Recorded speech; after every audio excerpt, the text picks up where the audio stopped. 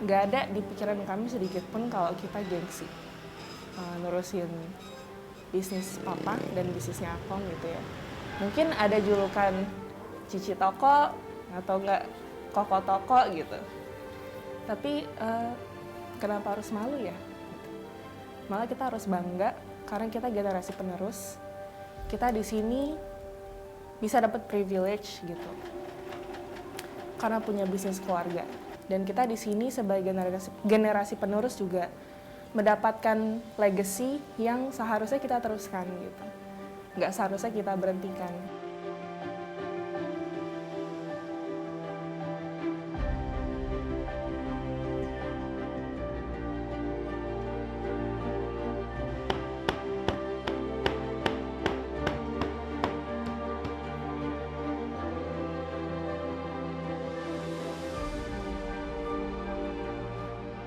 Mutu sama kepercayaan jadinya ya. Kalau nggak ada kepercayaan kita mau ngomong besar pun orang juga nggak akan ini, nggak paham.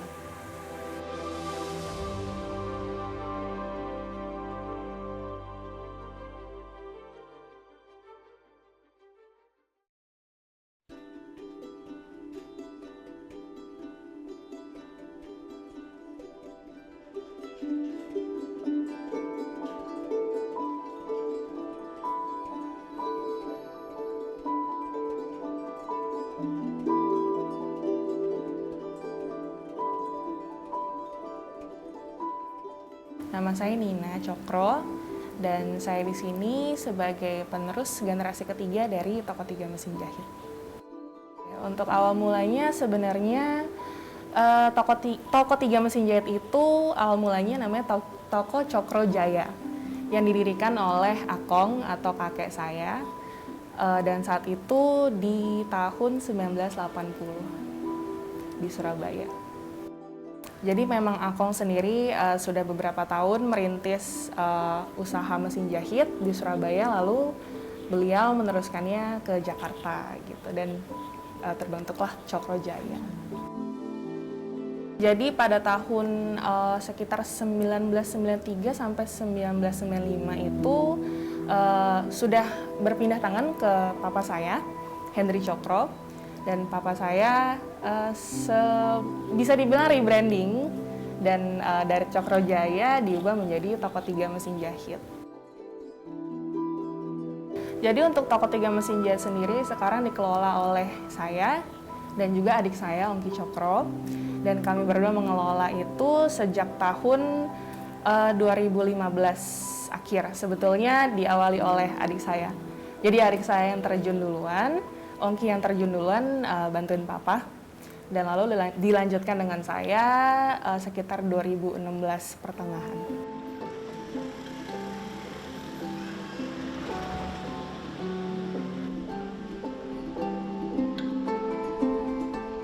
Saya nama Sudarso Yusuf, nama panggilan Engkin. Saya sebagai obat ini sudah generasi ketiga. Ya, didirikan 1911 ya. Oleh kakek ya. Tapi generasi yang pertama kan saya belum ngerti ya. Dari orang tua saya, ya terus ke saya. Tapi memang saya paling dekat sama orang tua saya dulu. Saya ada saudara 8, saya ke-7. Tapi saya paling dekat sama orang tua saya. Jadi dia selalu yang kasih saya ilmu lah. Jadi saya teruskan. Dia maunya saya bisa obat-obat tradisional sampai dia sekolahkan saya di sekolah Mandarin. Kalau menurut saya ya, untuk memuaskan orang tua lah, maupun sudah nggak ada ya, saya tetap kewajiban saya, tapi semampu saya.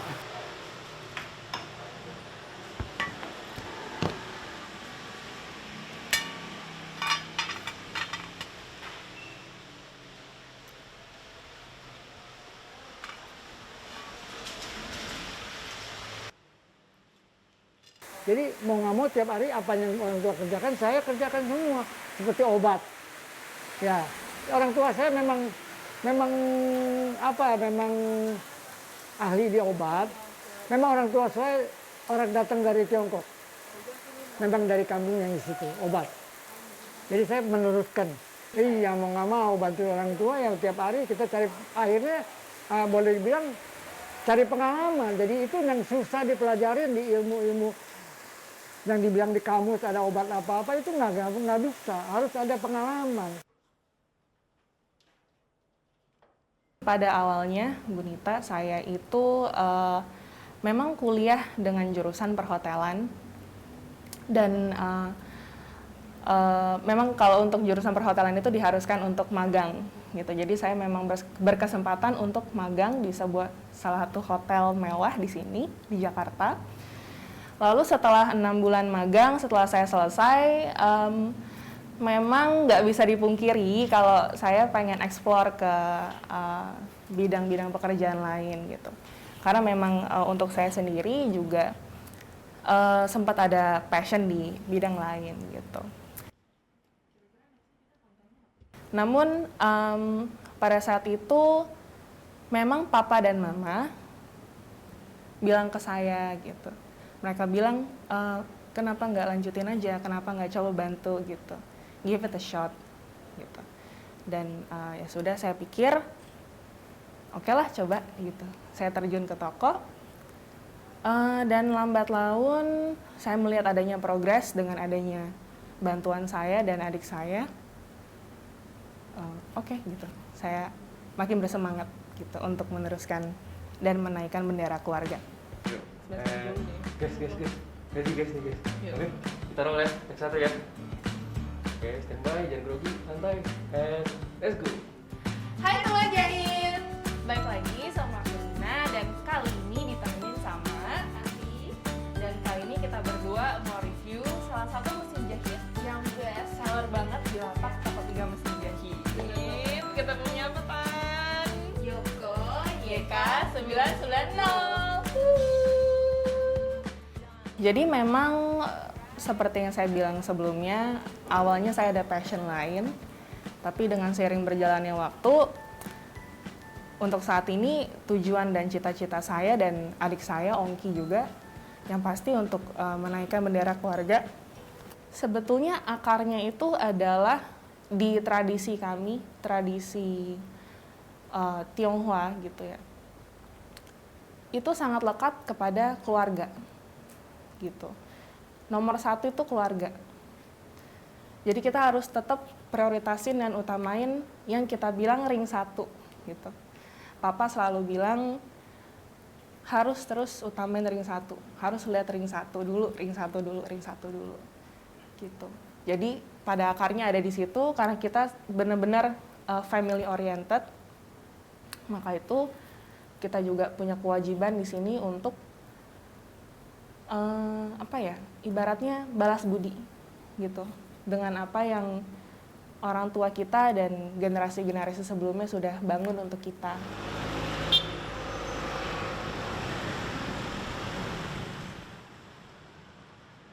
Ya, saya bersyukur sih anak-anak bisa nerusin usaha keluarga ya.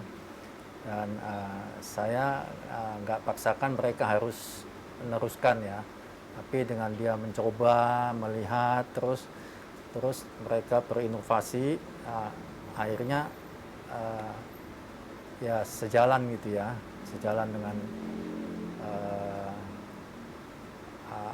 teknologi yang sekarang mereka bisa atasi gitu.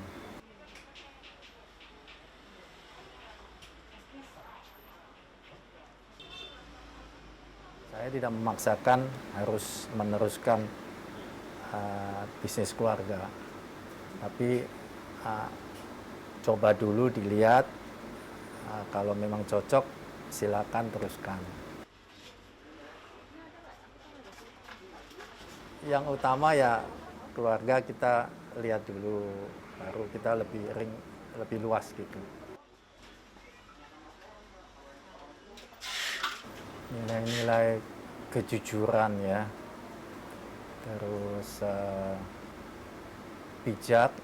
bijaksana dan tepat waktu ya. Iya, berpengaruh, sangat berpengaruh. Inovasi sekarang kan berbeda dengan yang dulu ya. Sekarang kan ada marketplace, jadi lebih luas ya jangkauannya. Oke, jadi kita mulai dari mesin jahit yang paling lawas, yaitu ada ini, mesin jahit tradisional merek Singer yang memang harus dioperasikan dengan meja laci dan kaki genjot. Gitu. Jadi bisa dibilang kalau untuk mesin jahit ini modelnya sudah berumur sekitar 170 tahun. Gitu. Jadi sampai sekarang masih bertahan untuk model ini. Dan peminatnya juga masih banyak. Kalau untuk papa sendiri selalu bilang ke kita untuk setiap kali kerja itu harus ada ujung dan harus ada buntutnya juga. Gitu. Jadi kerja apa-apa harus diselesaikan sampai tuntas. Dan kalau untuk papa sendiri adalah seorang sosok yang sangat hardworking, sangat pekerja keras. Dan itu menjadi penyemangat aku dan adik aku, Ongki, gitu, untuk berada sampai di titik saat ini.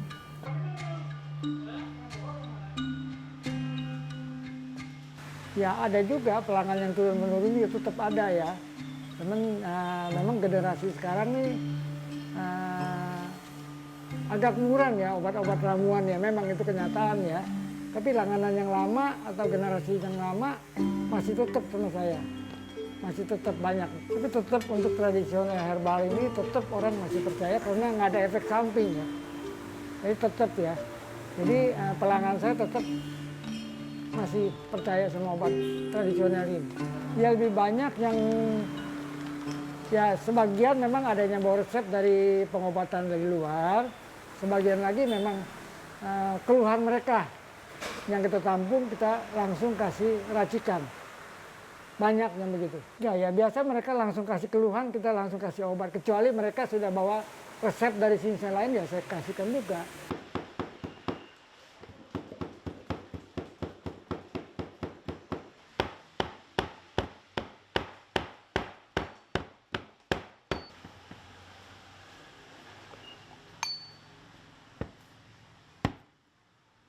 Itu tuh bukunya memang ada, seperti A untuk apa, B untuk apa. Tapi untuk ngeraciknya, nyambungnya, itu harus pengalaman, feeling saya. Nggak bilang beras ini, beras itu, ya. Kita harus ada feeling, Bu. Jadi umpamanya A untuk apa, B untuk apa, cocok nggak kesininya. Kita lihat orangnya, Bu. Nggak semua sama. Itu misalkan suka ada yang bilang si A pinter, si B pinter, karena dia ngeraciknya, ngeramunya, cocok nggak? Saya rasa itu penting, Bu. Ya itu mesti harus pengalaman, Bu. Nggak gampang, Bu. Misalkan sekarang generasi ke bawahnya bikin susah. Kesatu bahasanya juga, kalau saya bisa. Mau belajar pun, kalau nggak bisa bahasanya itu obat semua, ramuan, nama sana semua. Dianterin ya? Jadi yang kemarin pesan jadi? Nggak apa-apa? Iya. Jadi ada yang ketinggalan lagi nggak pesanannya? Ada yang ketinggalan nggak? Enggak ya. Gimana ya? Yang penting orang tua saya waktu itu teman kasih pesan sama saya harus jaga mutu karena obat begini tuh banyak yang sama juga obat ramuan juga banyak yang nggak bagus. Nah, umpamanya bahannya dari daerah mana apa kita mesti tahu tuh, Bu. Jadi mesti tahu. Jadi orang tua saya pesan mutunya yang benar, harga bagaimana aja. Yang penting ada khasiat. Itu pesan orang tua saya. Jadi selalu saya bukan sombong, obat saya bagus. Jaga mutu. Jangan istilah jangan kasarnya jangan bohong. Ukurannya ini lihat orang ya, tergantung kebutuhan, Bu ya. Umpamanya kalau dia memang kebutuhan yang kesehatannya umpamanya ya ini capo nih ya. Jadi kita lihat dia kuat nggak dengan timbangan yang beratnya sekian dia terima di badannya gitu, Bu. Ya.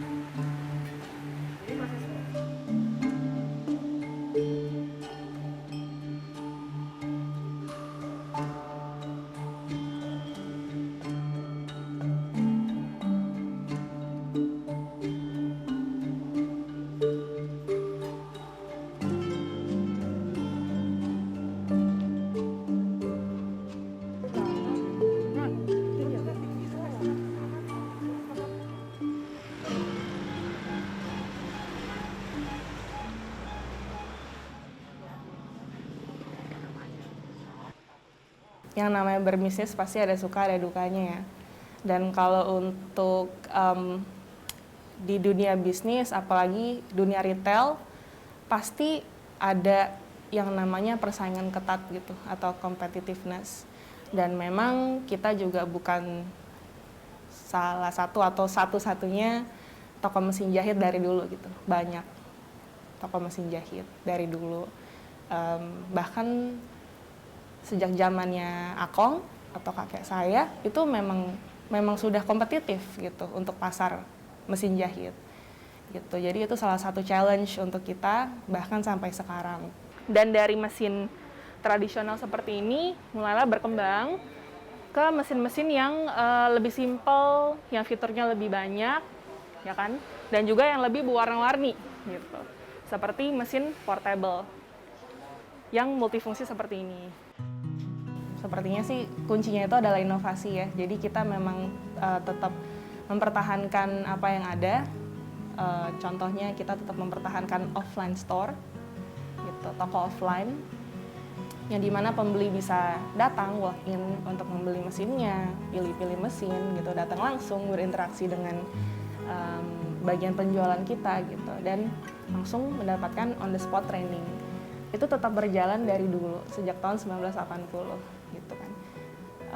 Sistem transaksi tradisional ibaratnya. Namun sekarang dengan kita tetap ikutin tren, jadi kita harus terjun di bidang online gitu. Jadi kita juga sekarang melakukan transaksi online dan juga kita sekarang sudah sedang membangun komunitas menjahit yang dinamakan Teman Jahit Community, di mana kita di sini berupaya untuk meneruskan budaya menjahit di Indonesia. 4 langkah. Biasanya kan kalau mesin-mesin terbaru dia udah otomatis. Ya, jadi kalau buat teman jahit yang belum tahu, buttonhole 4 langkah itu atau lubang kancing 4 langkah itu adalah proses di mana teman jahit harus menjahit 4 kali untuk membuat satu lubang kancing. Tapi nggak jadi masalah. Kalau misalkan teman jahit tidak terlalu membutuhkan lubang kancing, fitur lubang kancing. Iya. Oke, jadi salah satu inovasi kita di masa pandemi ini sebetulnya adalah platform YouTube. Gitu. Jadi pada akhir tahun 2020 tahun kemarin kita meluncurkan YouTube channel kita, Toko 3 Mesin Jahit YouTube channel, dan di sana kita mengedukasi para penjahit Indonesia dengan video-video yang menarik. Gitu. Jadi kita di situ buat tutorial mesin jahit, review mesin jahit, tips-tips, dan juga kiat-kiat do it yourself gitu. Jadi teman-teman jahit yang di rumah yang nggak bisa datang ke toko bisa langsung belajar atau bisa mendapatkan tips-tips menarik tentang menjahit dan seputar dunia jahit menjahit di YouTube channel kita gitu.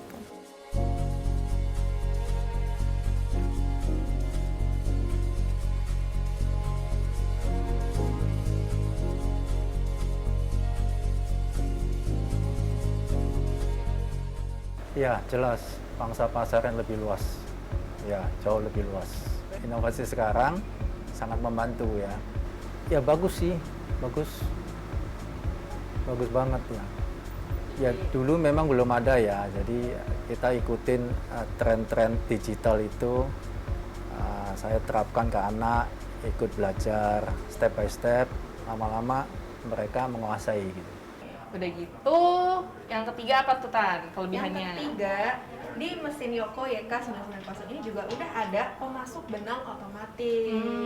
Jadi kalau misalkan pastinya efektif karena itu kan salah satu strategi marketing gitu ya. Dan yang pasti dengan adanya platform YouTube kita, teman jahit di rumah setelah belajar kan bisa dapat ide, wah ternyata menjahit segampang ini, wah ternyata menjahit se-fun ini, oh ternyata menjahit seperti itu, nggak sesulit yang saya kira sebelumnya.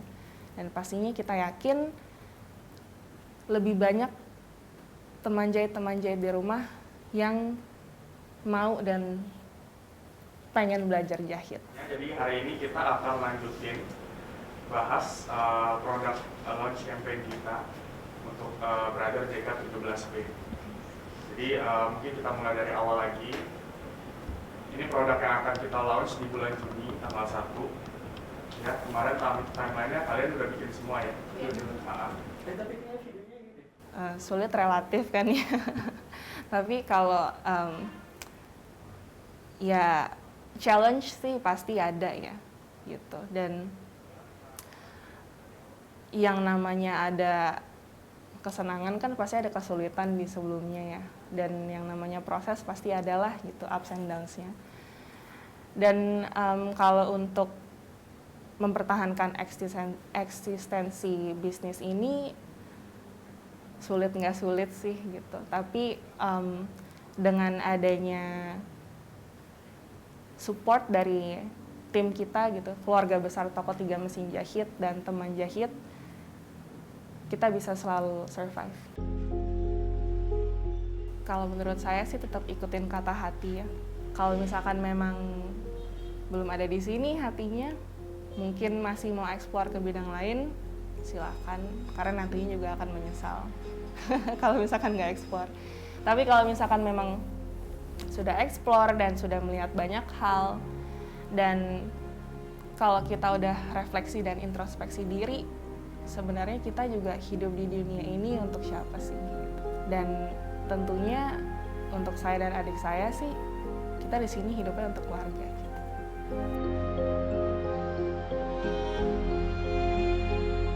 Saya sulit ya, karena kan faktor umur saya juga terbatas ya Bu ya. Jadi ya sementara ini saya cuma harapin ya bisa bertahan saja. Nah, untuk selanjutnya generasi nanti saya masih pikir. Memang mereka banyak yang tanya sama saya, sayang nggak diteruskan. Tapi saya masih bingung cari penerusnya.